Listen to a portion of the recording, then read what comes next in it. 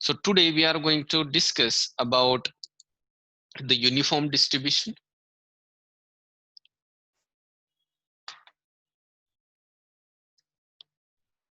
Uniform distribution. Uniform distribution. Then after that, what is meant by covariance? That is what is meant by covariance. Then after that, we'll try to discuss about percentile. So these are some statistical terms that we generally use. Okay, so percentile. If you get a time, we'll go further to understand what is meant by standard scaling and all that kind of stuff. Okay, so let's discuss about these terms. Now, if I ask you the question that please tell me what is mean by Gaussian distribution or normal distribution. So what you are going to, that means जब भी मैं आपको बोलता हूँ कि हाँ standard normal distribution या तो गॉसियन डिस्ट्रीब्यूशन या तो नॉर्मल डिस्ट्रीब्यूशन, तो आपके दिमाग में एक पिक्चर क्लियर होना चाहिए. So वो पिक्चर मतलब ये. So that is what your normal distribution is. So your data is been normally distributed. This is your mean value is. So mean of distribution. So this is like इसका आप standard deviation भी निकाल सकते हैं. Generally standard deviation is called as a spread. So standard deviation, and what is standard deviation? Standard deviation is square root of variance. And what is variance? So variance is just summation of all the values. That means if you are having n points, तो वो जो n points है वो आपके mean से कितना दूर है. So every xi point, how much this xi point is away from its mean, and divide by n. So iska square root. So let me just call it as square root of this. So this is what your variance, and root of variance is going to be standard deviation. In general, standard deviation ये बताता है कि on an average आपके mean से आपके values कितने दूर है. So that is what standard deviation is. So these terms are very important while discussing about normal distribution. While discussing about normal distribution. Now let's discuss one more type that is very important, that is uniform distribution. It is not that much important as your Gaussian distribution is, but uniform distribution we must know what it means.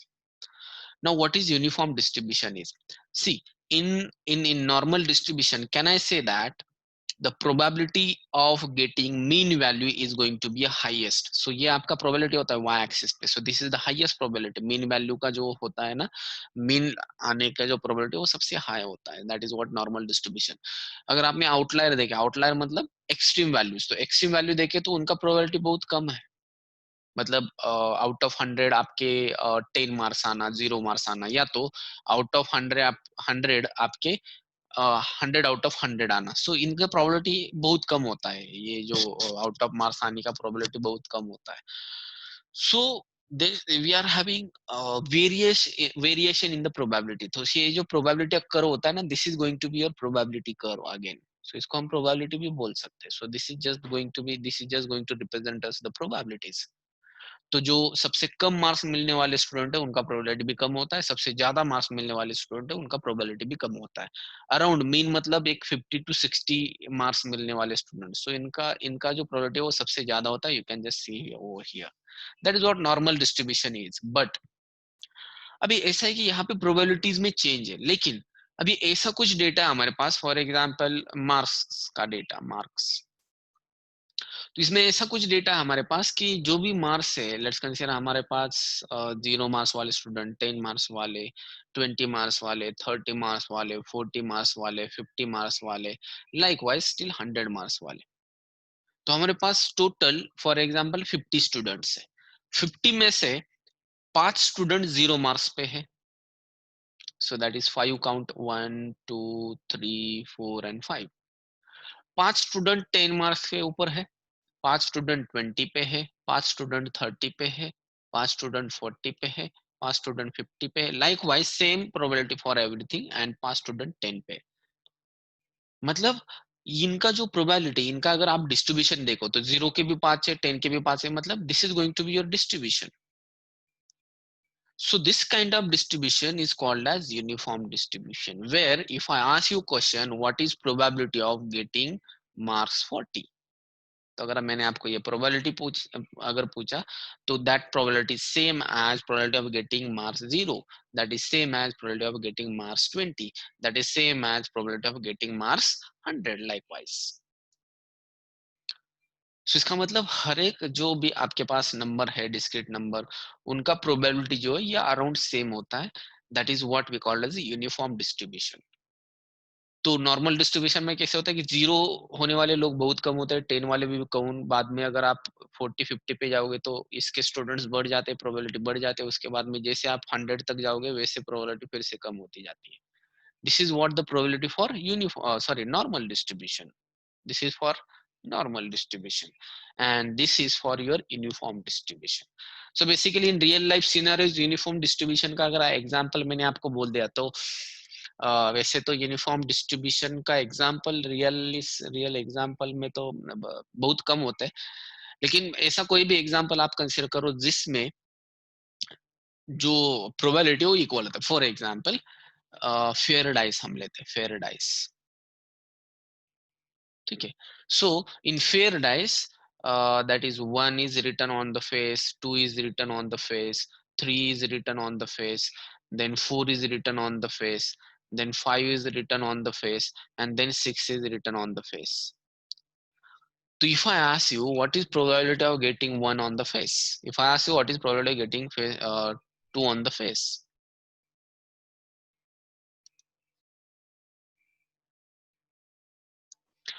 so if I ask you this कि आपने ये ludo वगैरह खेला होगा, उसमें आपको पता होगा कि what is probability of getting 4, probability of getting 5, probability of getting 6 likewise.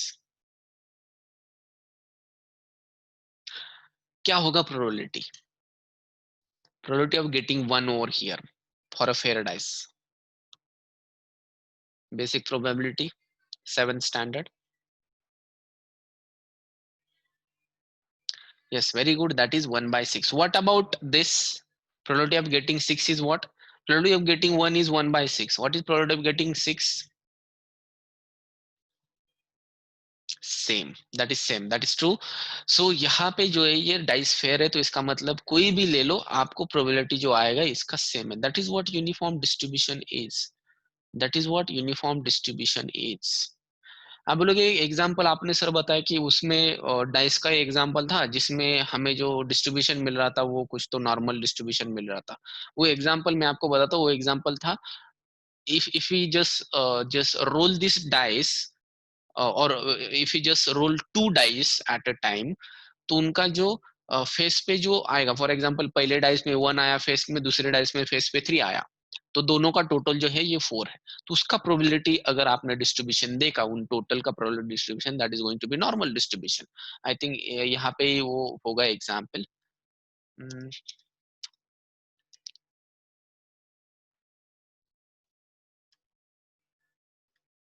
या दिस वाज द एग्जाम्पल। तो यहाँ पे मैंने क्या किया था कि 2 डाइस रोल किए थे, ये पहला डाइस है, ये सेकंड डाइस है। तो ये जो 2 डाइस रोल किए तो इसके फेस में यहाँ पे 1 मिला, यहाँ पे 4 मिला है, तो दोनों का टोटल कितना है? 5 है। तो यहाँ पे if I just check all combinations, तो उनका डिस्ट्रीब्यूशन देखा तो टोटल सबसे मिनिमम टोटल कितना आएगा? 2 आएगा। दोनों डाइस पे 1-1 मिला, मिनिमम टोटल 2 आया। तो ये कितनी बार आएगा? सो अगर आपने सारे कॉम्बिनेशन देखे तो सिर्फ एक बार आता है। टोटल 7 आने के सबसे ज्यादा चांसेस हैं, that is why you are going to have such kind of distribution. तो ये बेसिकली इससे मतलब this is again a normal distribution we can say. तो दैट एग्जांपल वाज देयर, लेकिन अभी एक ही डाइस है तो उस केस में probability of getting every number is going to be same in this case. So that is the same concept we have used into ludo, the same concept we have used in the ludo, ठीक है।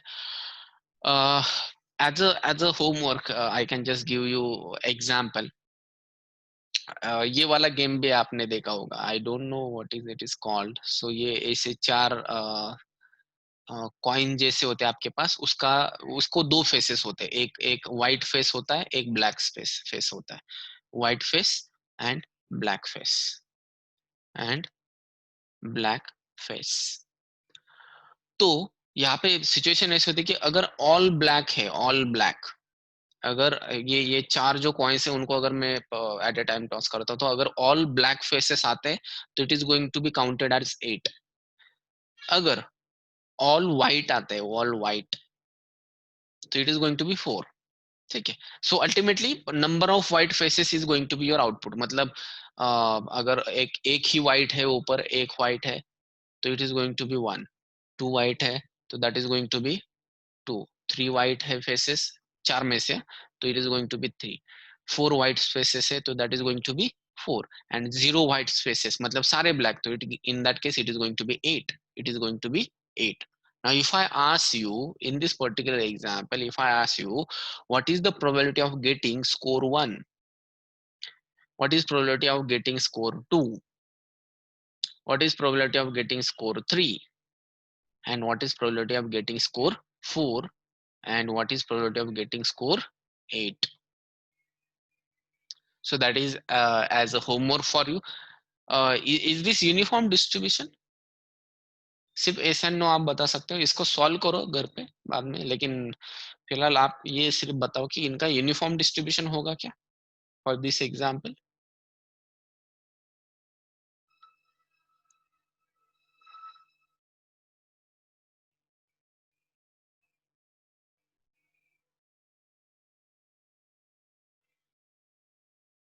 Yes, so yes, that is true. It is not going to be uniform distribution. It is not going to be uniform distribution. So obviously probability of getting 8 and probability of getting 2 में इनों में difference होता है. अगर ऐसा game आपने देखा होगा, खेला होगा, तो उसमें आपको समझ में आएगा. Yeah, this is for homework to you. So आप देख सकते हैं, इनके probabilities calculate कर सकते हैं. Now the thing is that what we are going to do is we have to go for like how we can create uniformly distributed values. How we can create uniformly distributed values. To create uniformly distributed values, जैसे normal distributed values हमने create किए थे, वैसे uniformly distributed values create करने के लिए np dot random dot rand, this is what the function that we use to create uniformly distributed values. So uniformly distribute मतलब उसमें हर एक वैल्यू आने का जो चांस है वो इक्वल रहेगा. सो uniform distribution, so equal probabilities रहेंगे. एंड ये जो है ये 0 और 1 के बीच वाले वैल्यूज आपको आएंगे इसमें. ठीक है, यूनिफॉर्म डिस्ट्रीब्यूशन. अगर आपको 0 और 100 के बीच में यूनिफॉर्म डिस्ट्रीब्यूशन चाहिए तो just multiplied this values by 100, that's it. आपको कल देखा होगा जो अगर मुझे नॉर्मली डिस्ट्रीब्यूटेड वैल्यू चाहिए तो हमने कौन सा फंक्शन यूज किया, rand n. So that is going to give us normally distributed values. So normal distribution values. So let's check how we can create uniformly distributed values. So ये uniformly distributed values, ये जो function है आपको काफी बार use करना पड़ता है अगर आपको लॉटरी बेस्ड कोई एप्लीकेशंस अगर लॉन्च करने हैं तो ऑब्वियसली उसमें हर एक नंबर आने के चांसेस हमें इक्वल चाहिए होते हैं. ठीक है. So let's see how we can do that.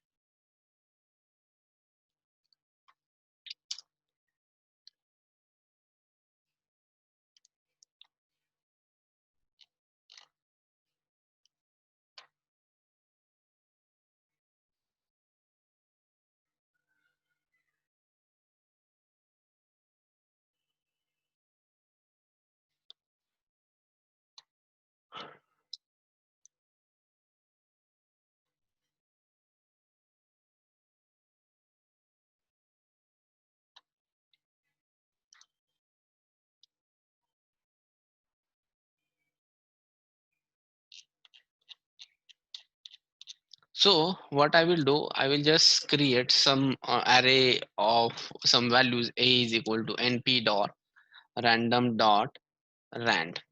Now in this particular function we are going to use to create some normal sorry uniformly distributed values. Their help also you can just see. पहले हमें import करना पड़ेगा numpy. So import numpy as np. Now you can just see what this function tells us. So it tells us that create an array of a given shape and populate it with random samples from uniform distribution over 0 1. So यहाँ पे 0 1 में देख सकते हैं it is square bracket and it is curly bracket. So this is for close and open interval. Close and open interval. ठीक है. So inclusive of 0, exclusive of 1 kind of thing. ठीक है. So yes, let me create such kind of 1000 values. Let me call it as. So 1000 values मुझे generate करने between 0 and 1. तो if I ask you question ki what is probability of getting the value between value between 0.2 and 0.3, and if I ask you the question that what is the probability of getting value between 0.8 and 0.9, तो ये दोनों probability same आएगी. Now as per this, if I ask you कि अगर मैंने ये ए array create किया, आप देख सकते हैं यहाँ पे, सो ये 1000 नंबर्स है, तो ये सारे 0 एंड 1 के बीच में, तो ये यूनिफॉर्मली डिस्ट्रीब्यूटेड है, हर एक नंबर आने का चांसेस इक्वल है. नाउ अगर मैंने यहाँ पे ए डॉट मीन किया, तो आपको क्या लगता है इसका मीन कितना आना चाहिए? जैसे स्टैंडर्ड नॉर्मल डिस्ट्रीब्यूशन में मीन कितना आता है? 0 आता है. वैसे यहाँ पे कितना मीन आएगा?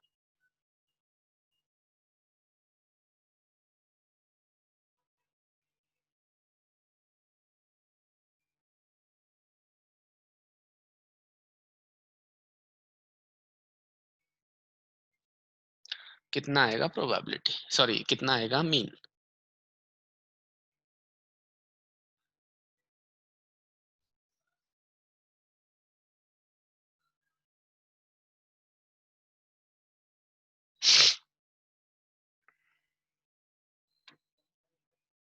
0.5. What about median?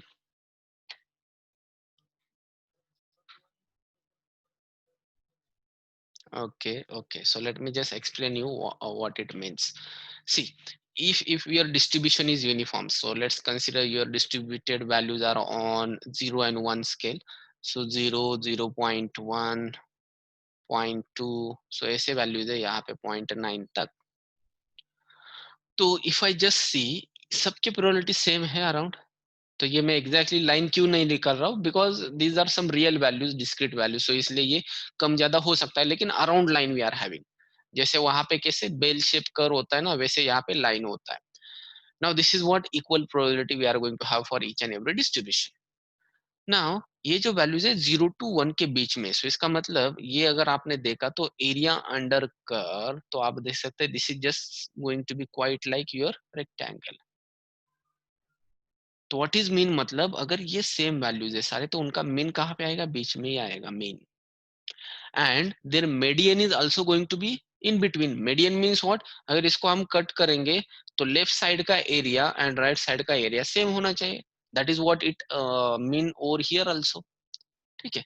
सो अगर आपको कैलकुलेट समझ में आता है, तो ये एरिया अंडर द कर है, तो इसका जो भी एरिया है, तो half of the area median के पहले होता है, half of the area median के बाद में होता है. इसलिए मीडियन जो होता है ये एग्जैक्टली मिडल में होता है. Median is exactly at the middle. So mean यहाँ पे देखो यूनिफॉर्म डिस्ट्रीब्यूशन होने की वजह से मीन एंड मीडियन भी ये सेंटर में भी होगा, and that is what expected around 0.5 we are expecting it as. तो आप देख सकते हैं ये 0.5, ये 0.5 ऑलमोस्ट है एग्जैक्टली. ठीक है, सो दैट इज राइट. अब इसका मीडियन भी देखते हैं कितना आता है. ए डॉट मीडियन, ये भी क्या आएगा? 0.5 के आसपास आना चाहिए मीडियन के लिए.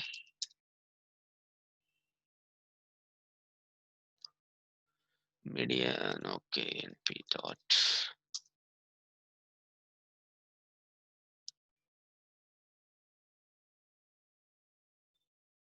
मीडियन साठी which function?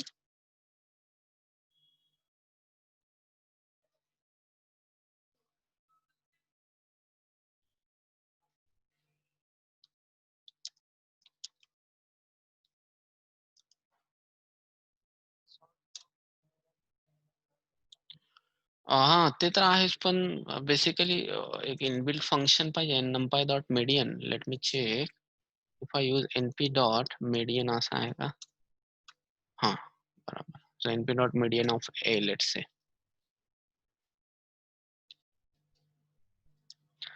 So that is around 0.495, means it is quite closer to 0.5. अब इसका डिस्ट्रीब्यूशन अगर देखना है तो let me import matplotlib. So import matplotlib dot pyplot as plt, and plt dot histogram we are going to find out. So histogram, and here I'm going to provide values a. So यहाँ पे आप देख सके this is what your distribution is. So आप बोलेंगे sir ये ऊपर नीचे ठीक है, because these are some natural values and discrete values, so इसलिए कहाँ पे कम ज्यादा आ सकता है, and yes that is possible. तो यहाँ पे अगर 1000 वैल्यूज, अगर 1 लाख वैल्यूज लेंगे तो ये और क्लियर आ जाएगा। सो यहाँ पे स्कोप बढ़ जाता है उसको वैल्यूज एडजस्ट करने के लिए। Okay, so this is what uniform distribution is. Generally, बहुत कम बार ऐसे आपको वेरिएबल्स मिलते हैं जो यूनिफॉर्मली डिस्ट्रीब्यूटेड होते हैं, लेकिन आपको आइडेंटिफाई करना आना चाहिए कि what is mean bye uniformly distributed values. ठीक है, सो यहाँ पे देख सकते हैं 0.2 का जो प्रोबेबिलिटी है, यहाँ पे ये जो है ये काउंट है, लेकिन probability you can just see 0.2 का जो प्रोबेबिलिटी है that is going to be 0.1। 0.6 का भी प्रोबेबिलिटी कितना होगा, अराउंड 0.1, मतलब ये 100 मतलब आउट ऑफ 1000, 100 आउट ऑफ 1000 मतलब क्या होगा, 0.1 होगा। सो हर एक का प्रोबेबिलिटी 0.1 ही है अराउंड, ये सब में डिवाइड हो गया 0.1 0.1 0.1 0.1 टिल 1.0। ठीक है, सो this is about uniform distribution is, this is about uniform distribution is, okay.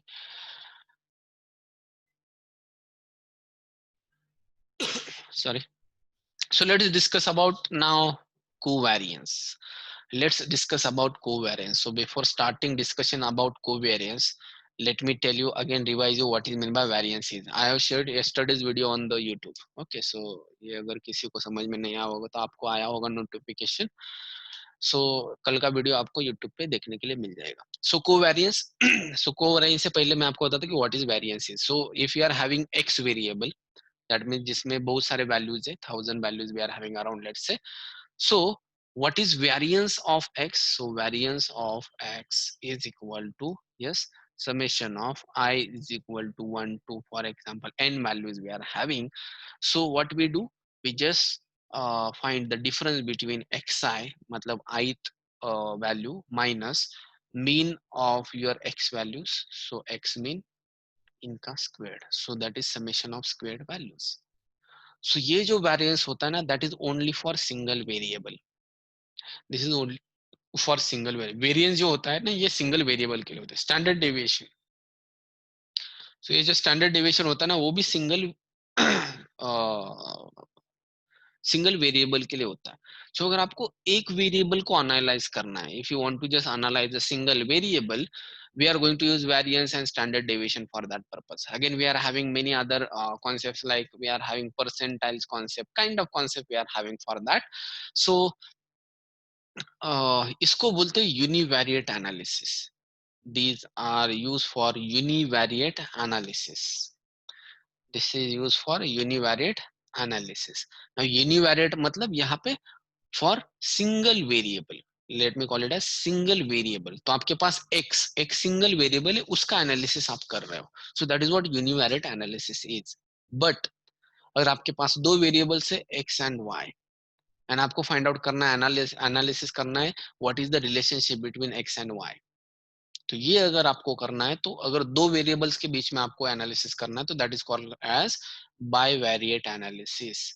Bivariate analysis, दो वेरिएबल्स मींस फॉर एग्जांपल ऐसे वेरिएबल्स हो सकते हैं कि what is the relationship between your salary and experience. तो आपको देखना है कि सैलरी एंड एक्सपीरियंस में आपका क्या रिलेशनशिप है।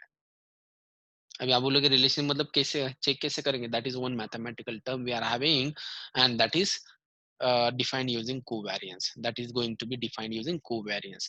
तो covariance में this co means between multiple variables. Variance is only for single variable. Covariance is in between two variables.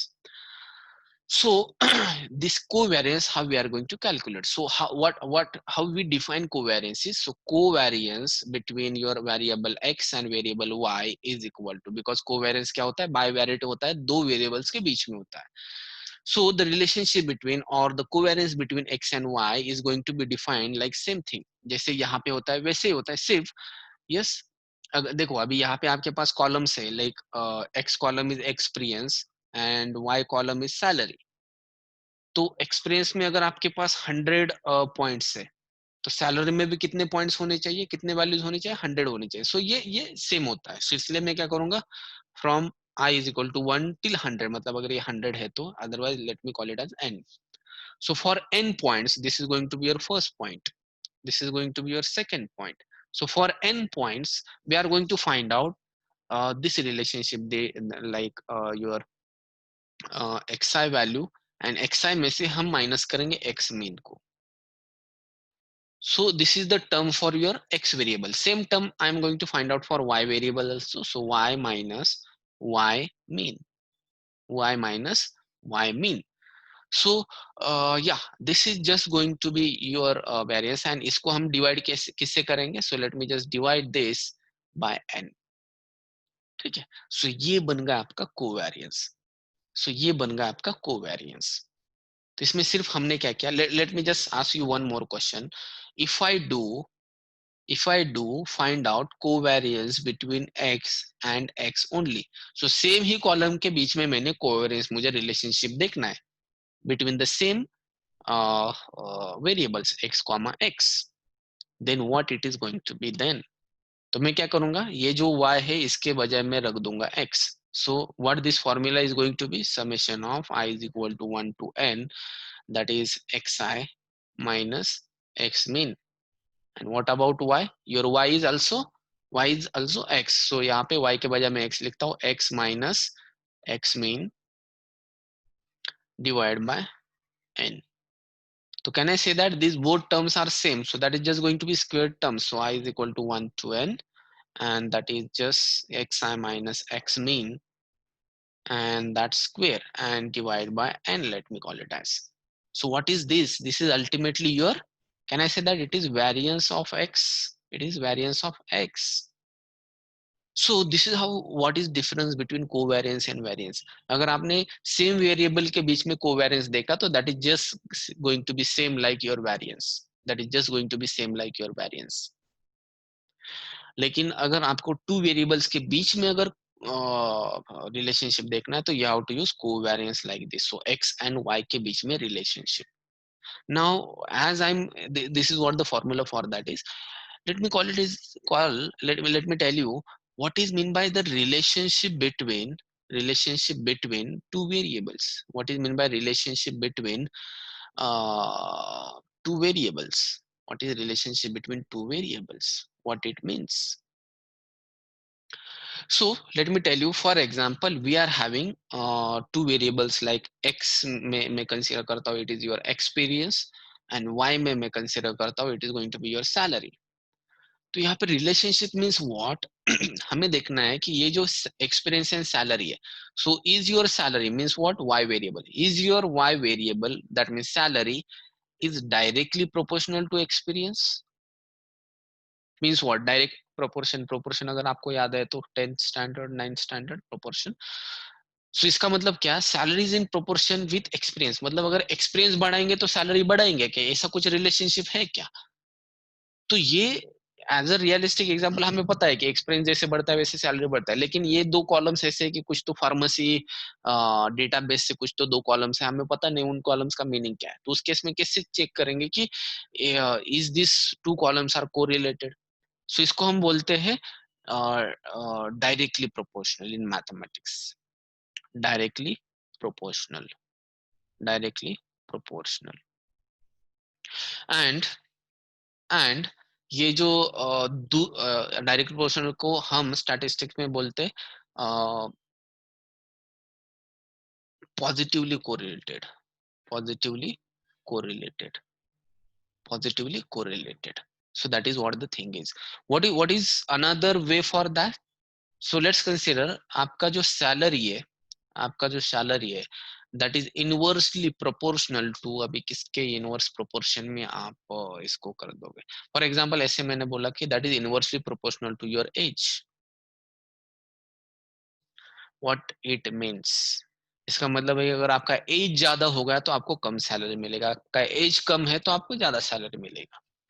सो जहाँ पे ऐसे बोल सकते हैं कि जहाँ पे फिजिकल वर्क बहुत ज्यादा होता है तो उस केसेस में जिसका एज कम है तो उसको ज्यादा सैलरी मिलेगी.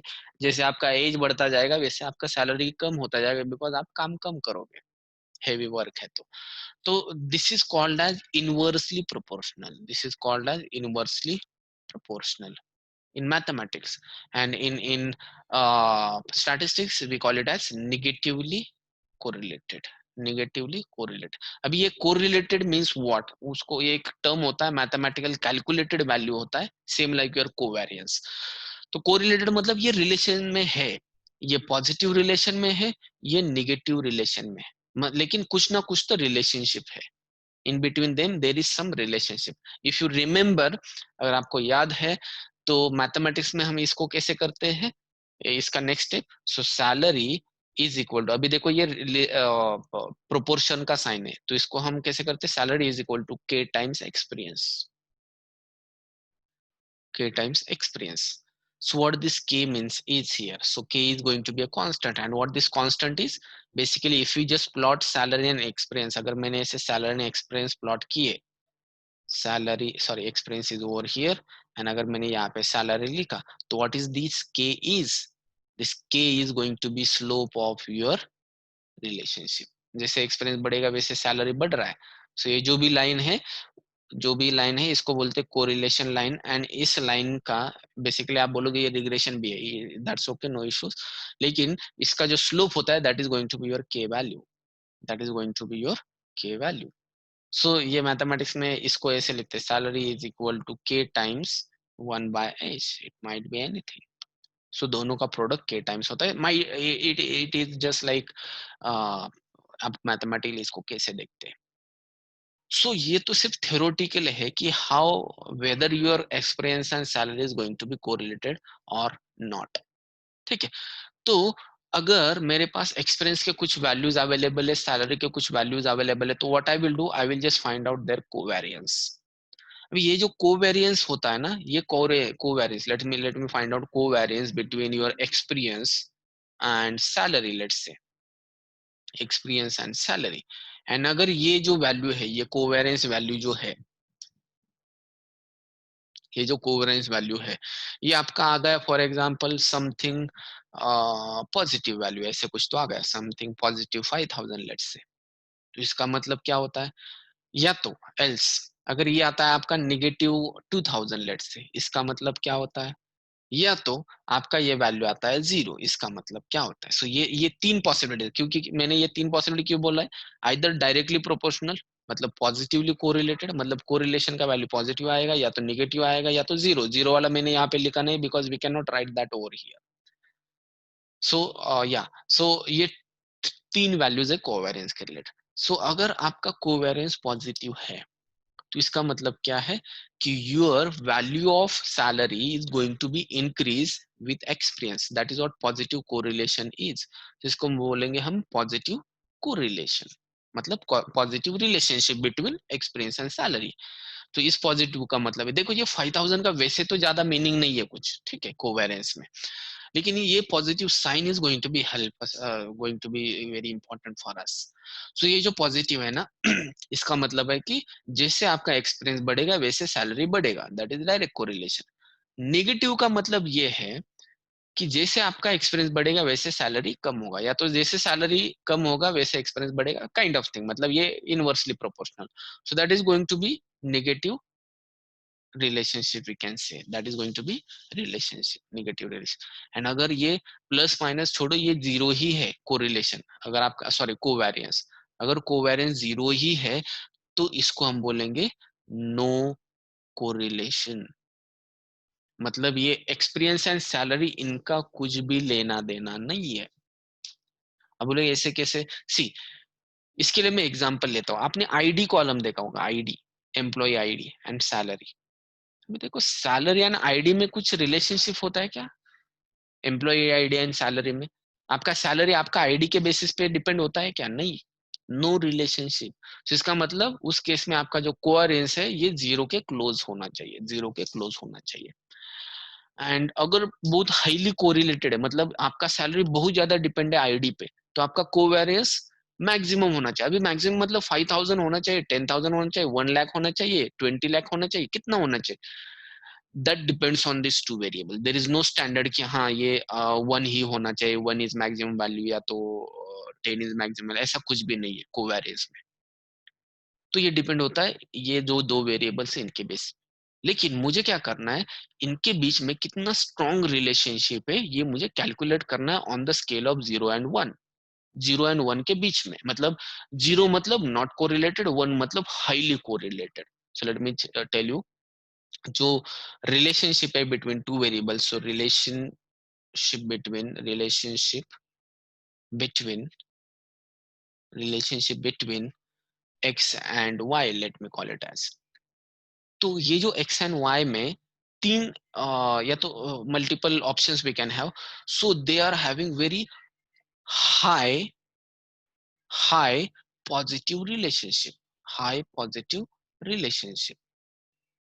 तो इस केस में we are going to define, अभी ये पॉजिटिव है इसलिए पॉजिटिव, एंड हाई, हाई मतलब मैक्सिमम. तो यहाँ पे मैक्सिमम अगर हम सिर्फ कोवेरिएंस लेंगे तो ये 5000, कुछ एक्सपीरियंस सैलरी के केस में 5000 होगा, आईडी सैलरी के केस में 10,000 होगा. ये वैरी करता रहता है on the basis of this two column values. लेकिन उसको अगर आपको स्टैंडर्डाइज करना है, मतलब सबसे हाई रिलेशनशिप कितना हो सकता है, +1. अगर मैंने इसको बोला कि नहीं, मेरा जो वेरिएबल है वो हाई कोरिलेशन में, मतलब हाई रिलेशनशिप में, लेकिन निगेटिव रिलेशनशिप में. निगेटिव रिलेशनशिप मतलब जैसे ये बढ़ेगा वैसे ये कम हो जाएगा. ठीक है, सो रिलेशनशिप में है, सिर्फ इनवर्स रिलेशनशिप में. So that we are going to define using -1. सो ये 1 मतलब कितना रिलेशनशिप में, कितना स्ट्रांग रिलेशनशिप है. ये प्लस बोलता है कि कितना प्रो रिलेशनशिप है, एंड ये माइनस बताता है कि कितना इनवर्स रिलेशनशिप है. एंड ये जो थर्ड केस है कि no relationship at all, no relationship at all. अगर एक्स एंड वाई के बीच में नो रिलेशन है तो it is just going to be zero in that case, close to zero. Let me call it as these all values are approximate values, मतलब close to 1, close to -1, close to 0. And अगर ये कुछ तो average correlation है, तो average correlation मतलब आपका जो वैल्यू है ये 0 एंड 1 के बीच में, मतलब 0.5 अराउंड ऐसे कुछ तो ये वैल्यू रहेगा, अगर आपका एवरेज कोरिलेशन है तो. एवरेज कोरिलेशन है तो अगर आपके एक्स एंड वाई में बहुत ज्यादा रिलेशन है, कोरिलेशन है, तो that is going to be +1 positive correlation, negative के लिए -1, नो कोरिलेशन 0, एवरेज के लिए 0.5. नाउ ये जो एग्जांपल है इसको अभी मैं एक रियल एग्जांपल के साथ में कंपेयर करूंगा. तो इसके लिए मैं क्या करूंगा, जो भी हमने ऑलरेडी डेटा सेट डिस्कस किया है, let me take that example. तो कैन आई से दैट जो भी हमारा एग्जांपल था सैलरी एंड एक्सपीरियंस वाला, so salary and experience, so experience and salary. So वहां पे हम ऐसे एक्सपेक्ट करते हैं कि जैसे सैलरी एक्सपीरियंस बढ़ेगा वैसे सैलरी बढ़ रहा है, मतलब ये जो रिलेशनशिप होता है ये ऐसे होता है. सो जैसे एक्सपीरियंस बढ़ेगा वैसे सैलरी बढ़ने वाला. सो दैट इज व्हाट, पॉजिटिव को रिलेशनशिप. दैट इज अगर स्ट्रांग है तो +1. निगेटिव में कौन सा हो सकता है, अभी निगेटिव के लिए हमारे एग्जांपल में तो कुछ नहीं आया, लेकिन ऐसे हो सकता है कि निगेटिव में कैसे, तो फॉर एग्जांपल ये एज है, तो एज के केस में what it is going to be, for example this is age and salary. And अगर ऐसा रिलेशनशिप है कि जैसे एज बढ़ेगा वैसे सैलरी कम होगा, so that relationship is going to be this. तो ये होता है निगेटिव कोरिलेशन. एंड यहाँ पे आप क्लियरली देख सकते हैं कि ये आपका पॉजिटिव स्लोप है, ये आपका निगेटिव स्लोप है. सो जहाँ पे आपको पॉजिटिव इंक्लिनेशन मिलता है, फॉर एग्जांपल यहाँ से आप कार लेके जा रहे हो, तो अगर आपको हाई एलिवेशन पे जाना है तो इसका मतलब आपको क्या करना पड़ेगा, हाई एलिवेशन पे जाना है तो it is going to be positive slope. अगर आपको लो एलिवेशन पे जाना है, अगर कार लेके ऐसे नीचे जा रहा है, तो it is just going to be your negative slope. तो नेगेटिव स्लोप मतलब negative correlation we are having. No correlation मतलब यहाँ पे there is no diagram. So let me मैं आपको दिखाऊंगा what is mean by zero is. So zero मतलब क्या, आपका एज एंड सैलरी में कोई लेना देना ही नहीं है. ठीक है. एंड ये एवरेज मतलब बाकी के वेरिएबल्स हम यहाँ पे चेक करेंगे. So let me check some examples like this. So जो भी हमारा ये जुपिटर नोटबुक है, let me just see some examples. तो यहाँ पे मैं क्या करता हूँ, एक डेटा रीड करता हूँ. So data frame 1 is equal to pd dot read csv. And let me check for your, कौन सा डेटा है, salary, salary pd, salary pd नहीं, सैलरी डेटा, या let me check for this particular data set. ठीक है. तो यहाँ पे pd is not imported, so import pandas as pd.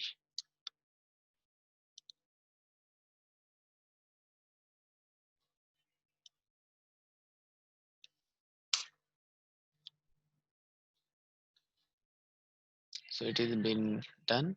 Now let me just df1. Now you can just see df1 is, तो यहाँ पे आप देख सकते हो df1 में एक्सपीरियंस है एंड सैलरी है. तो एक्सपीरियंस अगर 1.1 है, सैलरी इतना. सो जैसे एक्सपीरियंस बढ़ रहा है वैसे सैलरी बढ़ रहा है, जैसे एक्सपीरियंस बढ़ रहा है वैसे सैलरी बढ़ रहा है. That kind of thing we can just see. Okay, so what I will do, I will just plot this out now. So plt dot scatter and यहाँ पे मैं लूंगा df1 का पहला एक्सपीरियंस कॉलम. क्या कॉलम का नाम है?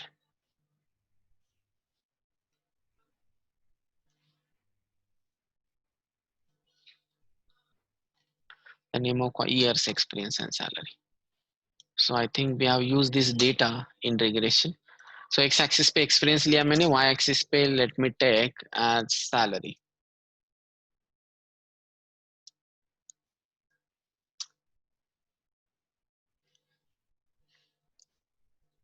So यहाँ पे आप देख सकते हैं clearly, you can just see over here that जैसे आपका जो experience है, जैसे यहाँ ये this is your experience is and this is your salary is. So जैसे experience बढ़ेगा वैसे आपका सैलरी भी बढ़ने वाला है. सो ये जो पिंक लाइन है that defines the relationship, that defines the relationship and that is positive. Why?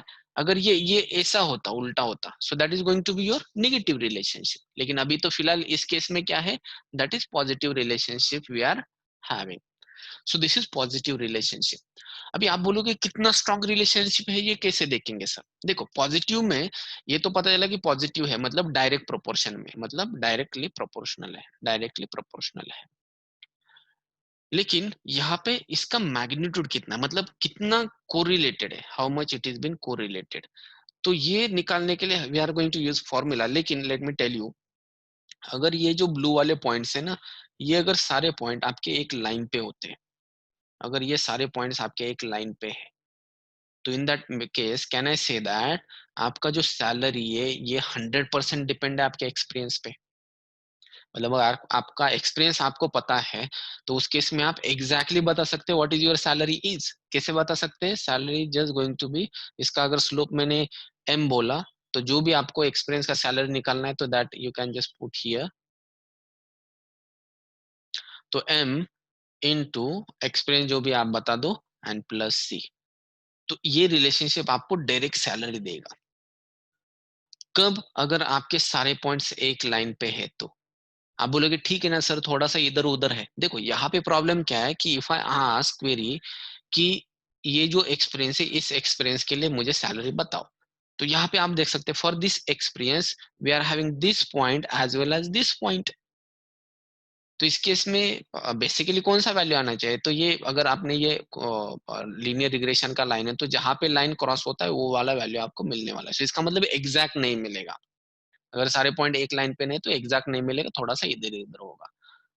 सो ये जो है that is been calculated by that particular magnitude. तो अगर सारे पॉइंट्स आपके लाइन पे है तो that is going to be one magnitude, that is going to be one magnitude. Okay. And अगर ये पॉइंट सारे दूर है, so let me just called as, अगर ये जो सारे पॉइंट्स है ना ये लाइन पे नहीं है, लाइन के दूर है. फॉर एग्जाम्पल कितने दूर है? यहाँ पे बहुत ज्यादा दूर है इस लाइन के पॉइंट्स. तो इसका मतलब can I say that experience and salary में उतना कुछ रिलेशनशिप नहीं बचता अगर ये ज्यादा स्कैटर्ड पॉइंट्स होते हैं तो अगर ये पॉइंट आपके इस मिडल लाइन से, या तो अगर ये पॉइंट एक लाइन पे नहीं आते, तो आपका जो कोरिलेशन का वैल्यू है ये कम होता जाता है देन 1. तो ये इस केस में 0.8 आएगा या तो 0.5 आएगा, लाइकवाइज. एंड अगर सारे पॉइंट्स, मतलब there is no relationship between experience and salary, मतलब रिलेशनशिप मतलब क्या कि अगर मुझे एक्सपीरियंस पता है तो सैलरी में निकाल सकता हूँ क्या, that is what relationship is.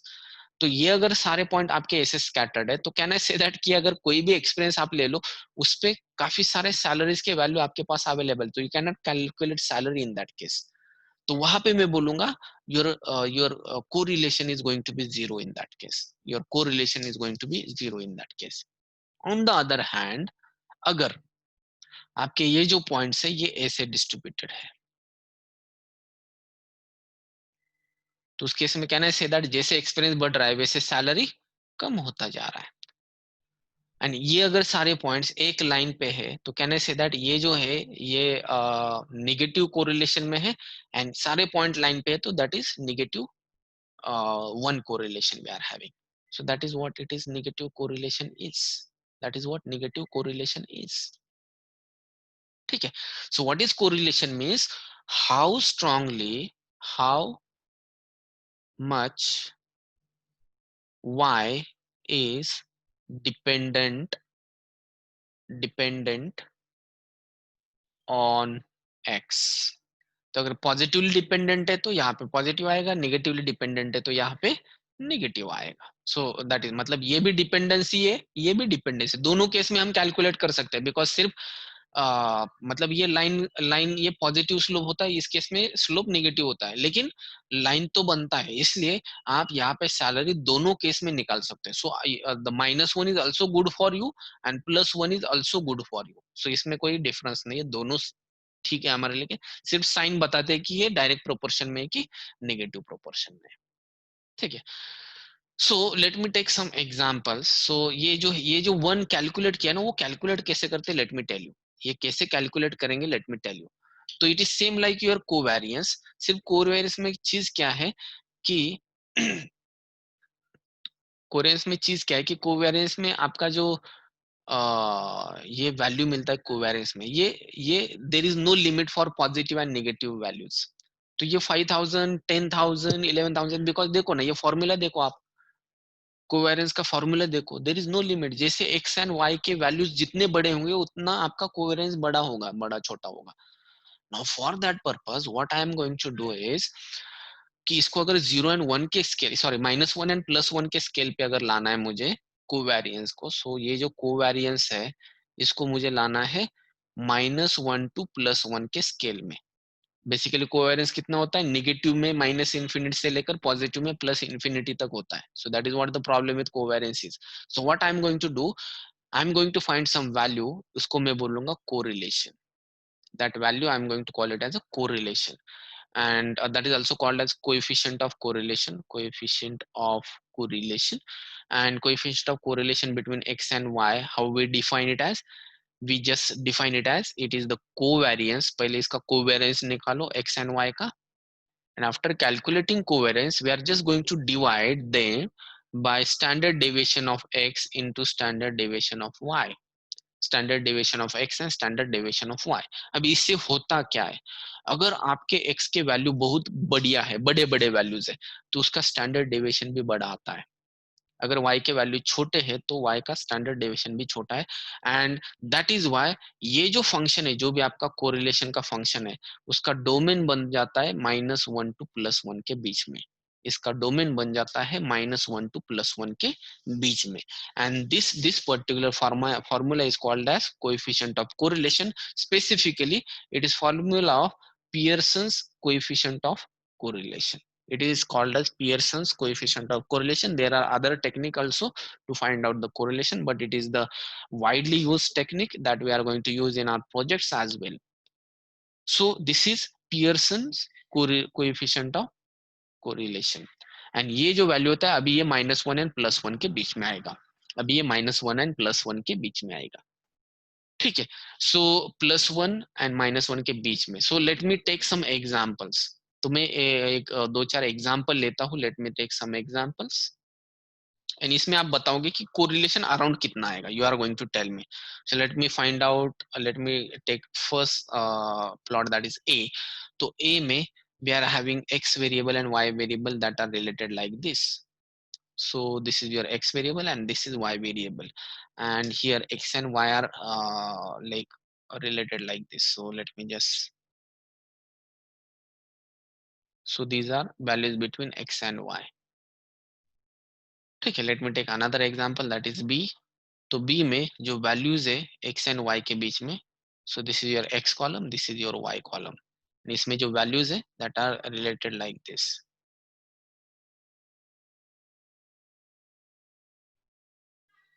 Okay. Then ये जो c है, in that case let me just give you example. तो इसमें जो वैल्यूज है ये ऐसे कोरिलेटेड है.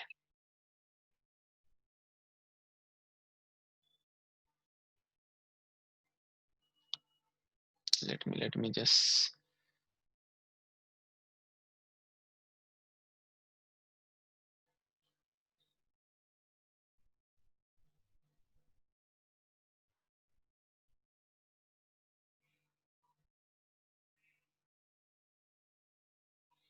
So these are red points here we are having. And for a D diagram, let me find out the relationship.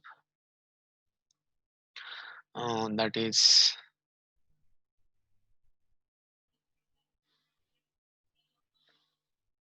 this is your x and this is your y. So A B C D तीन diagram आप यहाँ पे देख सकते हो. इस तीन diagram में जो भी कोरिलेशन आएगा -1 एंड +1 के बीच में, तो आपको क्या लगता है कितना कोरिलेशन आएगा? You can just put your answers into chat box.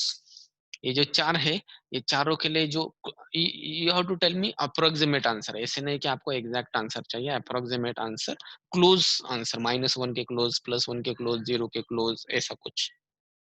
So you can just take your time, put your answers into chat box.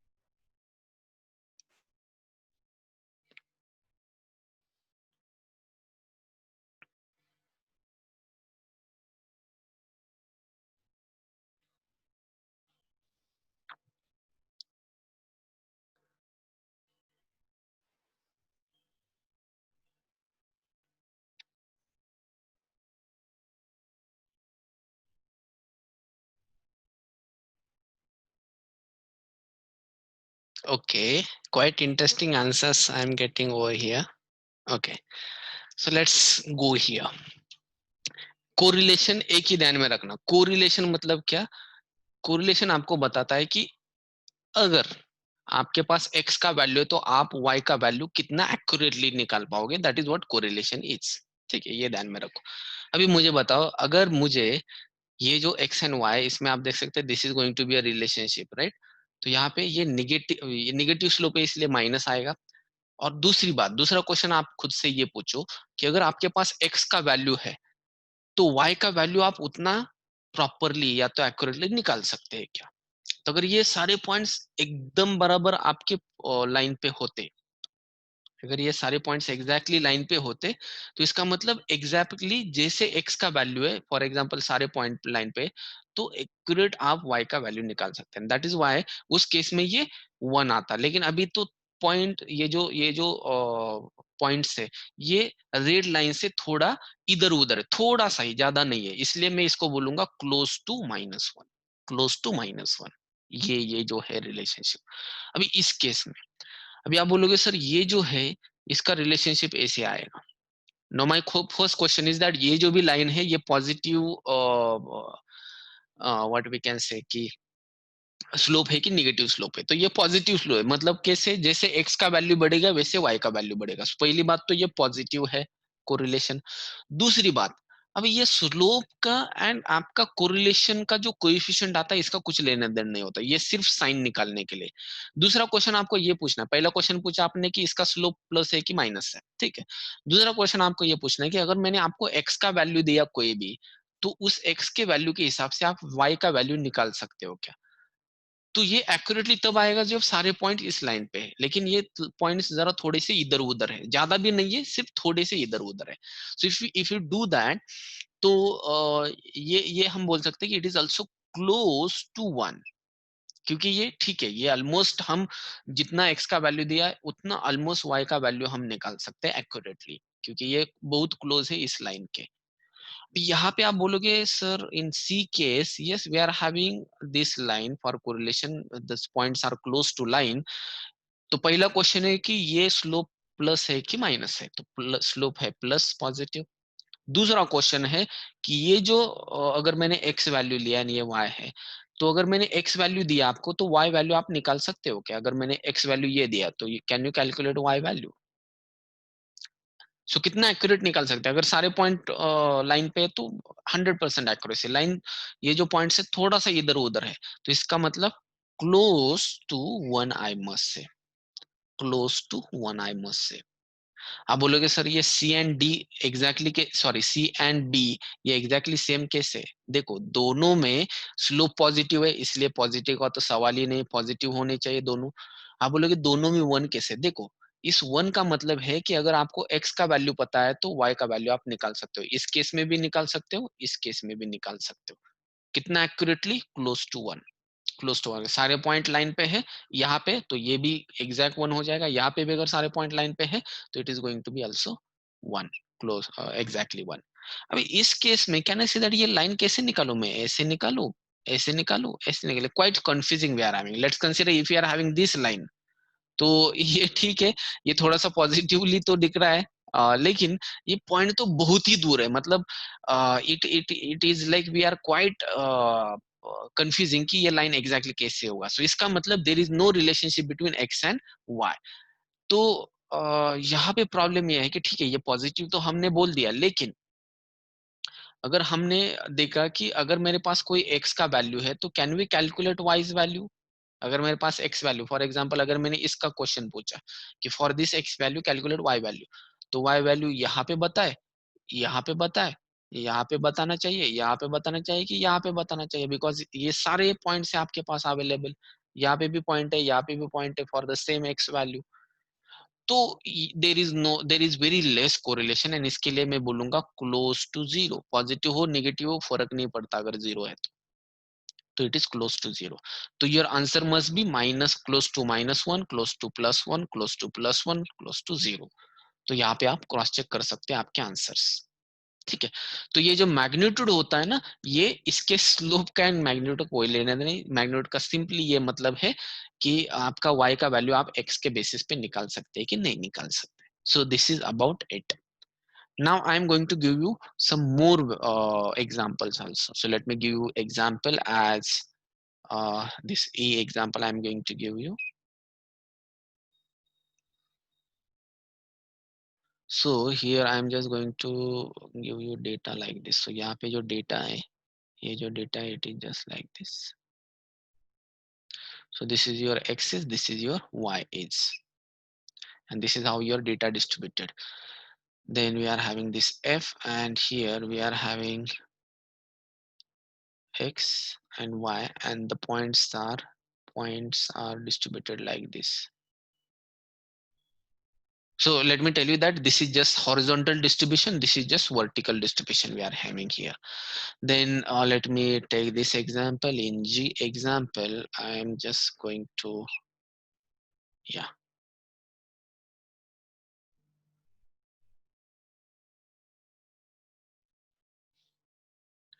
this is what the correlation is, and let me call it as a F. And in case of F, your values are being distributed like this.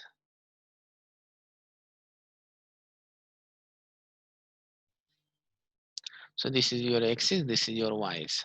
Just calculate the correlation between x and y, x values and y values.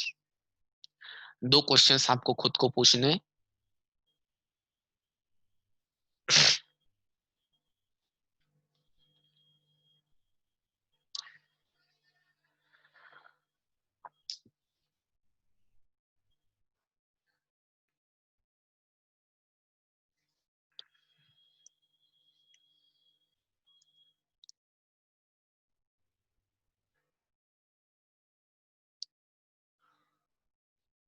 You can put your answers into chat box.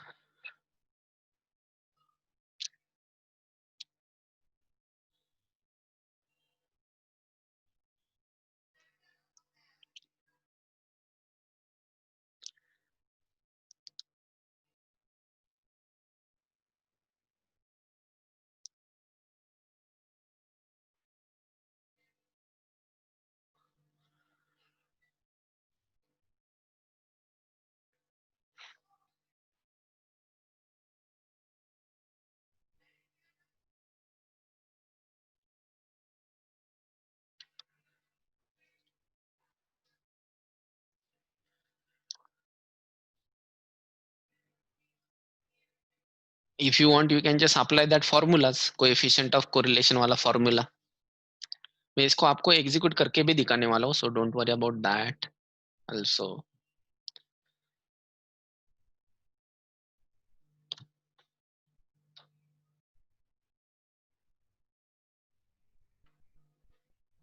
Done?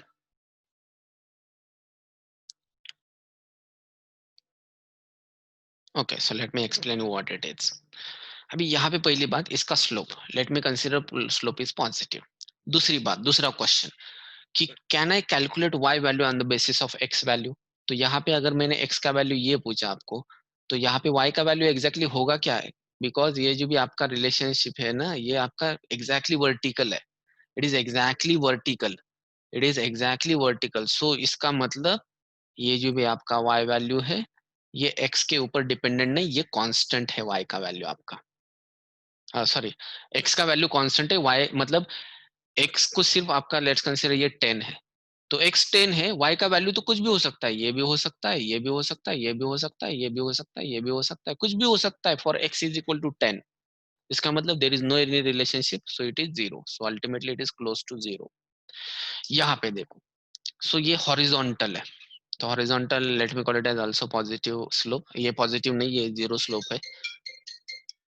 So what we have to do is in this particular example, अभी check करो कि y का value, अगर मैंने x का value यहाँ पे पूछा, तो आपका y का वैल्यू क्या होगा, ये होगा. अगर मैंने x का वैल्यू ये है, तो आपका y का वैल्यू क्या है, ये. so इसका मतलब can I say that x का वैल्यू कुछ भी हो, आपका y value is going to be constant in that case. So that means y's value is not dependent on x, ये किसी और वेरिएबल पे डिपेंडेंट है इसका मतलब. तो आपका y का वैल्यू x के ऊपर बिल्कुल डिपेंडेंट नहीं है, एंड दैट इज वाई इसका जो कोरिलेशन आता है ये भी जीरो आता है. So that is close to zero. अभी ये एफ वाला एग्जांपल देखते हैं. सो एफ वाले एग्जांपल में भी आपका एक्स एंड वाई, सो आपको एक्स वैल्यू पता है, वाई वैल्यू आपको निकालना है on the basis of that. आप बोलोगे सर ये इक्वेशन ऑफ सर्कल निकाला है, उसके बेसिस पे वाई का वैल्यू निकाला. देखो, that is going to be a regression problem. That is going to be a regression problem. हमें सिर्फ देखना है कि y एंड x में कोई रिलेशनशिप है क्या. तो ये सिर्फ we are talking about linear relationship. तो अगर ऐसा कुछ है तो आपका कोरिलेशन जीरो ही आएगा. अगर ऐसा कुछ अलग फॉर्म में, we are only talking about linear relationship. अब यहाँ पे आप बोलोगे सर ये ऐसा कुछ तो है ना रिलेशनशिप. देखो, ये अगर आपको फाइंड आउट करना है तो आपके पास रिग्रेशन है ना इसके लिए. So regression is just to use to predict the values. यहाँ पे मुझे देखना है कि y एंड x अपने आप में कितने रिलेटेड है. तो ये रिलेशनशिप हमेशा लीनियर ही होता है. एक्चुअली इसको हम बोल सकते हैं कि that is kind of disadvantage of correlation, ऐसे बोल सकते हैं हम. लेकिन let me clear you is that ये जो कोरिलेशन है, कोएफिशिएंट ऑफ कोरिलेशन, ये सिर्फ लीनियर रिलेशनशिप को ही आइडेंटिफाई कर सकता है. So it is also not going to be identified. लेकिन इसमें थोड़ा सा चांसेस है, तो इसलिए मैं बेटर पॉइंट वन वगैरह मतलब, लेकिन पॉजिटिव होगा, पॉजिटिव पॉइंट वन वगैरह यहाँ पे वैल्यू आएगा कोरिलेशन का. इतना ज्यादा कोरिलेशन इसमें नहीं है, नहीं आएगा, मतलब not exactly point one, it will be calculated, but let me call it as it is close to zero again. क्योंकि there is no linear relationship. जैसे x बढ़ेगा वैसे y बढ़ेगा, है क्या ऐसे कुछ, थोड़ा ही है, ज्यादा कुछ नहीं. क्योंकि अगर आगे हमने बढ़ाया तो ये तो निगेटिव भी हो रहा है, यहाँ पे पॉजिटिव हो रहा है, यहाँ पे निगेटिव हो रहा है. तो ये भी रिलेशनशिप ने, अगर मैंने दूसरा क्वेश्चन पूछा कि अगर x बढ़ता है तो y कम होगा क्या, तो इस एरिया में कम हो रहा है, लेकिन इस एरिया में तो बढ़ रहा है. तो ये दोनों एक दूसरे को कैंसिल आउट करते हैं. That is why it is just going to be zero in this case. यहाँ पे भी ऐसे होता है, यहाँ पे बढ़ रहा है, यहाँ पे नीचे आ रहा है, यहाँ पे नीचे आ रहा है, यहाँ पे बढ़ रहा है, it is just going to be close to zero in that case. ठीक है। सो ये सिर्फ लीनियर रिलेशनशिप के लिए होता है। सो इसलिए सारे जो है E F G it must be H. तो ये जो भी चार डायग्राम्स है इन सब का कोरिलेशन जीरो आना चाहिए। बाय फॉर्मूला अगर आप देखोगे बाय फॉर्मूला, तो स्टैंडर्ड डेविएशन इन एक्स, तो यहाँ पे अगर सारे पॉइंट्स आपके इस लाइन पे है तो standard deviation in X is going to be zero, right. तो अगर ये सारे पॉइंट्स एक्स में देखो कुछ भी डिफरेंस नहीं, सारे पॉइंट्स लाइन पे, या तो यहाँ पे देखो सारे पॉइंट्स अगर आपके इस लाइन पे है तो standard deviation of Y is going to be zero. तो in such cases you are going to face one problem. कौन सा प्रॉब्लम? अगर standard deviation of X zero है तो डिवाइड बाय जीरो वाला प्रॉब्लम आएगा। अगर वाई का भी अगर डेविएशन जीरो है तो again we are going to came across divide by zero error, because we can not divide by zero. ठीक है, ये अनडिफाइंड है मैथमेटिक्स में, तो ये आपको ध्यान में रखना पड़ेगा while working with practical examples. So let me go to Jupyter again, and Jupyter में let me check what is correlation of this data. So correlation देखने के लिए let me say NP में correlation है क्या? NP dot correlation coefficient. Okay, so NP dot correlation coefficient of these two variables. तो यहाँ पे कितना आना चाहिए? Close to plus one, right. It must be close to plus one. तो ये आ रहा है देखो क्लोज टू, ये है 0.97। अब बोलोगे ये मैट्रिक्स क्यों दिया सर? ये मैट्रिक्स का मतलब ये होता है कि ये जो कोरिलेशन होता है एज अ मैट्रिक्स हमें रिटर्न करता है हमेशा। So that matrix is like ये जो है ना, ये late me call this matrix is like this. तो ये मैट्रिक्स में ऐसे लिखता हूँ, पहला वैल्यू है 1.0, दूसरा वैल्यू है 0.978, ये वैल्यू है 0.978, ये वैल्यू है 1.0। तो ये पहला वेरिएबल है for example experience, years experience. दूसरा वेरिएबल है सैलरी, यहाँ पे होता है एक्सपीरियंस, यहाँ पे होता है सैलरी।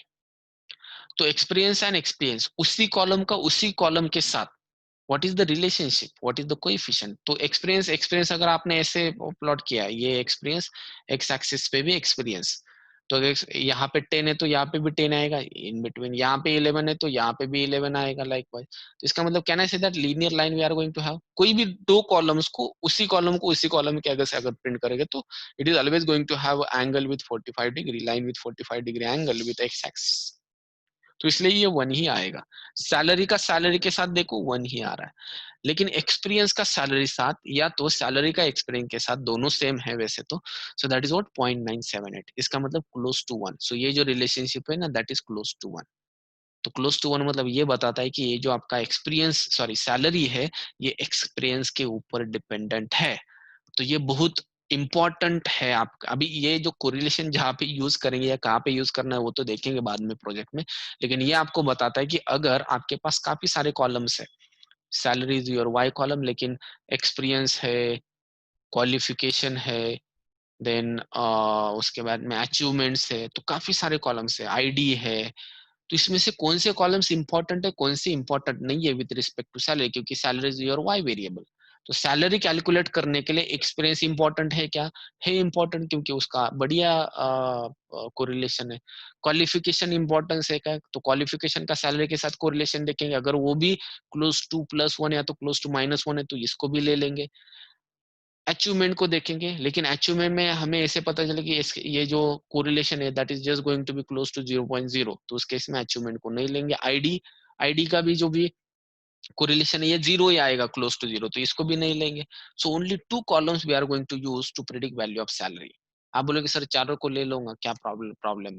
देखो यहाँ पे तो कोई प्रॉब्लम नहीं, लेकिन आगे जाके ऐसे होता है कि आपका जो नंबर ऑफ एक्स कॉलम यहाँ पे 4 है, आगे जाके ऐसे होता है कि number of X columns are going to be 400, तो उतना ज्यादा आपका मॉडल कॉम्प्लेक्स बन जाता है। So we don't use these many columns to predict value of Y. 400 बहुत ज्यादा होता है। So this is just kind of feature selection या तो कॉलम सिलेक्शन आई मस्ट से। तो अगर आपके पास 4 कॉलम है उसमें से सिर्फ हमने 2 कॉलम सिलेक्ट किए, कॉलम मतलब feature, so that concept is called as feature selection. We are going to discuss about it later in feature engineering, लेकिन फिलहाल this is what your coefficient of correlation is, this is what your correlation is. So what I'm going to do is let me take some another examples. तो मैं क्या करता हूँ कुछ data create करता हूँ खुद से एंड उसका कोएफिशिएंट हम निकाल देते हैं। तो let me create some x data and y data. So x data में क्रिएट करता हूँ using np dot random random int. तो इसमें मुझे क्या देना पड़ता है, start stop and step and shape. ठीक है, सॉरी स्टेप नहीं, स्टार्ट स्टॉप एंड शेप. तो ये जो स्टार्ट है, let me have values between 0 and 100. 0 and 100, okay, ठीक है. एंड जो नंबर ऑफ वैल्यूज मुझे चाहिए यहाँ पे, number of points that are going to be 100. तो you can just see what are X values are. ठीक है, सो आप देख सकते हैं ये रैंडम एक्स वैल्यूज है. And according to this random X values I am going to calculate Y values. So Y values अभी देखता हूँ, वाई को है ना मैं एक्स के ऊपर डिपेंडेंट बनाता हूँ. कैसे डिपेंडेंट बनाता हूँ, it is 1.2 times of x. It is 1.2 times of x. सो इसका मतलब x एंड y में एग्जैक्ट कोरिलेशन है. सो अगर हम x में x को 1.2 से मल्टीप्लाई करेंगे तो आपको y मिलने वाला है. So can I say that ये एग्जैक्ट कोरिलेशन है. तो मैं इसको करता हूँ x एंड y को create. And now if I just plt dot scatter, if I just do that, and अगर आपने x एंड y का अगर प्लॉट देखा तो आप देख सकते हैं सारे पॉइंट्स लाइन पे है, right. This all points are on a line. अभी आप मुझे बताओ कि इसका कोरिलेशन कितना आना चाहिए. So np dot correlation coefficient and between x and y कितना आएगा. Very good, it is going to be 1 because x and y में एग्जैक्ट रिलेशनशिप है. So you can just see that ये मैट्रिक्स, मतलब देखो ये वैल्यू हमारे लिए इंपॉर्टेंट है बिकॉज ये फर्स्ट रो है एंड सेकंड कॉलम है. तो ये वैल्यू या तो ये वैल्यू, सो ये 1 आया एग्जैक्टली, मतलब जैसे मैंने आपको बोला था वैसे एग्जैक्टली 1 आया. अभी मैं क्या करता हूँ, इसमें ना थोड़ा सा नॉइज ऐड करता हूँ. सो नॉइज ऐड करने के लिए what I will do, np dot random N. Generally noise के लिए हमेशा याद रखना मैं नॉर्मली डिस्ट्रीब्यूटेड वैल्यू यूज करता हूँ, क्योंकि नॉर्मल डिस्ट्रीब्यूटेड में आपके जीरो मीन होता है. सो नेगेटिव भी वैल्यूज आते हैं, पॉजिटिव भी वैल्यूज आते हैं. सो इसलिए रैंडम एन यूज करता हूँ. अगर रैंड यूज किया तो सारे वैल्यूज बढ़ जाएंगे ऐसे. ठीक है, सो मुझे प्लस माइनस करने हैं. सो ये जो है ये 100 वैल्यूज के लिए if I do,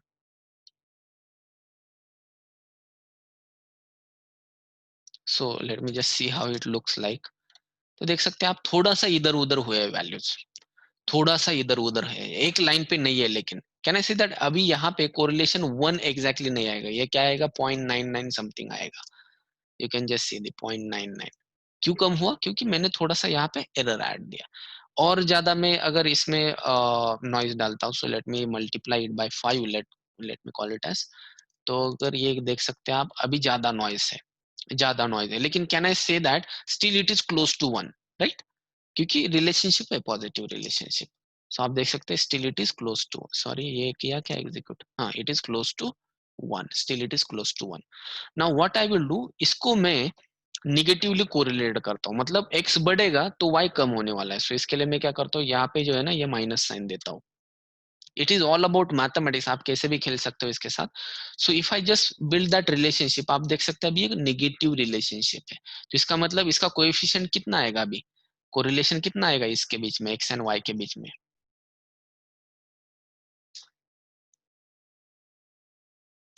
for this diagram correlation कितना आएगा.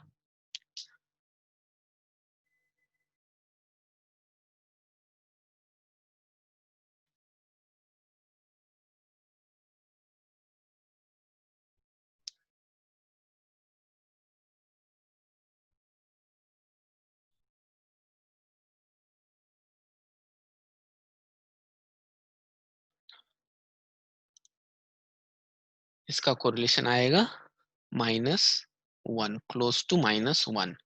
सो लेट मी जस्ट सी, इसका आएगा क्लोज टू -1. आप देख सकते हैं point, sorry, -0.98, that is what the correlation over here. Now what I will do, अभी एक काम करता हूँ मैं, ये जो रिलेशनशिप है एक्स एंड वाई, इसमें मैं थोड़ा सा ये लीनियर रिलेशनशिप में, right. So let me just remove this minus. ये जो है इसमें मैं थोड़ा सा रिलेशनशिप क्वाड्रेटिक रिलेशनशिप रखता हूँ, तो इसमें मैं क्या करूंगा 1.2 times x to the power cube रखता हूँ। तो यहाँ पे we are just going to have some cubical relationship and now you can just see this data. तो यहाँ पे ये जो नॉइज है ये कम हुआ बहुत, बिकॉज आप देख सकते हैं ये 100 का क्यूब कितना हुआ, it is just going to be around 1 million. तो ये क्यूबिकल बहुत ही ज्यादा हो रहा है, तो इसलिए ये नॉइज तो बहुत ही कम हो गया उस केस में। So can I say that अभी यहाँ पे कितना रिलेशनशिप आएगा, कोरिलेशन कितना आएगा in this case if you just calculate.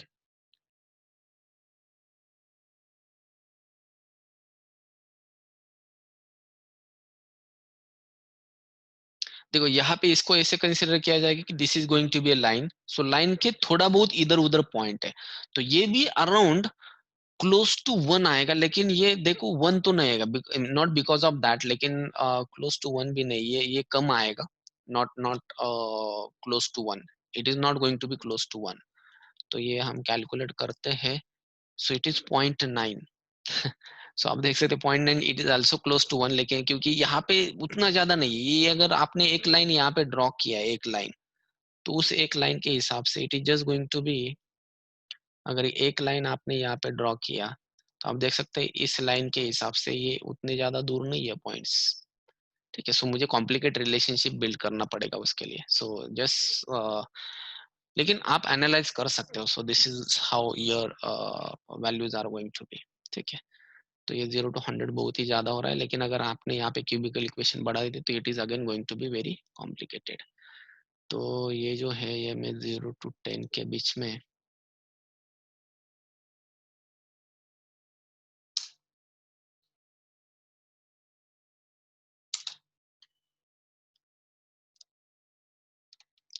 अभी थोड़ा सा ज्यादा दूर गए, ये जो पॉइंट्स है अभी थोड़ा सा ज्यादा दूर गए।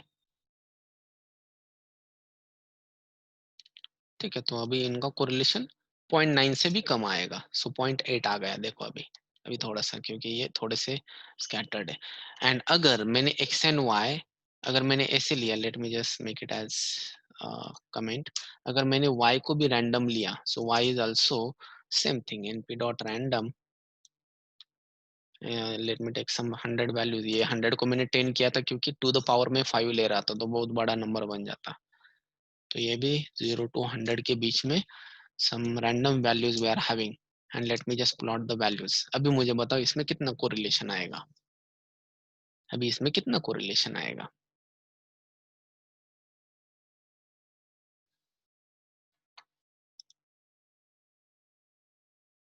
Is there any relationship between x and y? No, so let me just see। तो आप देख सकते हैं 0.01, almost there is no any relationship, almost close to 1, sorry almost close to 0, so it is close to 0, so that is why there is no any relationship।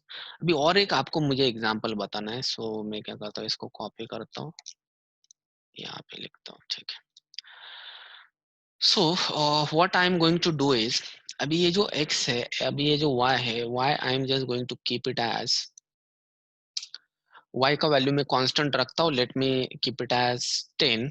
सिर्फ इसमें थोड़ा सा noise में कम ज्यादा करता हूँ, तो let me just make this,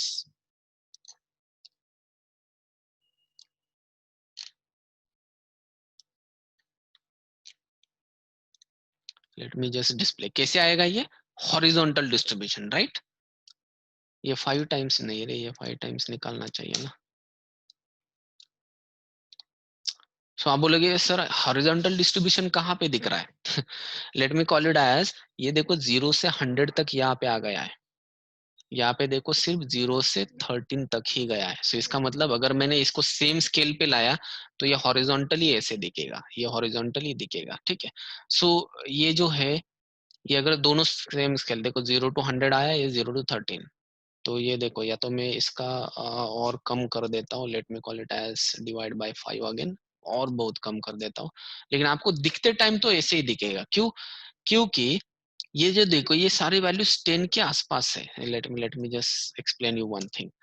अब मैं क्या करता हूँ, ये जो P L T dot X limit, let me put that limit from 0 से लेकर 100 तक। लिमिट मतलब ये P L T dot Y limit, let me make it as from 0 to 100 again. तो इसका मतलब क्या, x का जो ये होगा 0 to 100, अभी तो 0 100 है, लेकिन y का भी 0 to 100 हो जाएगा। तो आप प्रॉपरली देख सकते हो उस डेटा को। अभी देखो, can I say that this is horizontal distribution. अभी मैं क्या करता हूँ, डिवाइड बाय 5 निकाल देता हूँ, so that you can just see it clearly. Can I say that this is kind of horizontal we are having horizontal distribution। तो यहाँ पे मैंने क्या बोला था कि y आपके x पे उतना ज्यादा डिपेंडेंट नहीं है, तो इसका मैं निकालता हूँ कोरिलेशन। कोरिलेशन निकालने के लिए yes, can I say that it is close to 0? Still this is the line, ना, this is the line, but still there is no any relationship. तो ये चीज आपको ध्यान में रखनी है, बिकॉज ये इंटरव्यू में पूछा जा सकता है। Let me create the vertical thing. So vertical line, तो वर्टिकल के केस में हम क्या करेंगे, इसको सिर्फ vertically, let me just take that value. So vertically मतलब क्या होगा, आपका एक्स फिक्स होगा, वाई हम कुछ भी ले लेंगे, लेकिन एक्स आपका फिक्स है। So this is going to be your vertical thing. तो ये वर्टिकल वैल्यूज है, and let me just plot them out. So plot करने के लिए I am going to use this limits also. तो इसके लिए भी मैं लिमिट्स यूज करता हूँ। एंड इफ यू सी, देखो ये वर्टिकल डिस्ट्रीब्यूटेड वैल्यूज है, तो आपका y वैल्यू वैसे तो x पे उतना ज्यादा डिपेंड है ही नहीं है। So let me just find out their coefficient of correlation, and if you just find it out, it is just going to be yes 0.16, close to 0, close to 0। Okay, so yes, this is about coefficient of correlation is। तो ये बहुत interesting है। We are going to use this same concept while doing feature engineering। that is very important concept in project development। Okay, so if you have any doubt regarding this topic, you can just ask me now।